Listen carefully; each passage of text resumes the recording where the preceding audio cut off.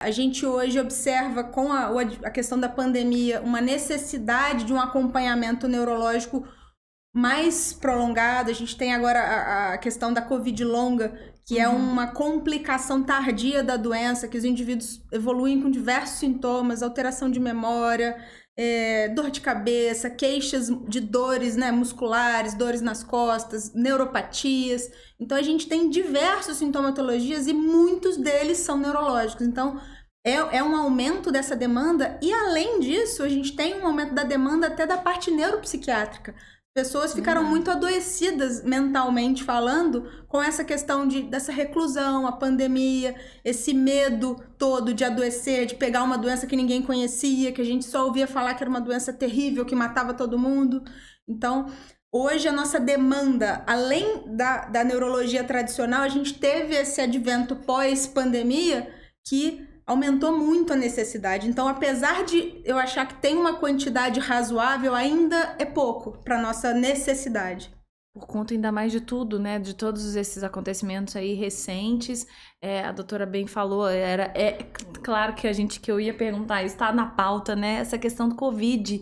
Inevitável a gente não falar sobre isso, porque isso afetou diretamente, eu acredito, seu trabalho, o trabalho dos neurologistas de um modo geral, como a doutora disse, e foram todas essas situações pós-Covid, que é isso mesmo que a doutora repara nos atendimentos. Vamos lá, aqueles sintomas. Quais são os sintomas aí que prevalecem, né? Que são as maiores queixas no pós-Covid ou durante o Covid. Essa síndrome que eles estão chamando hoje de Covid longa, né? Que pode ter uma série de manifestações mais prolongadas. Então, o indivíduo tem a manifestação clínica daquela virose, a falta de ar, a queixa de garganta, a febre, o mal-estar. Isso passa com 10, 14, 21 dias, e o doente, o paciente desenvolve um quadro, geralmente uma alteração de memória, ele queixa de uma alteração de memória bem importante. Então, poxa, tô esquecendo as coisas, não tô lembrando, vou ler um livro e não gravo. Então tem uma queixa cognitiva bastante importante, muito, muito acentuada nos idosos.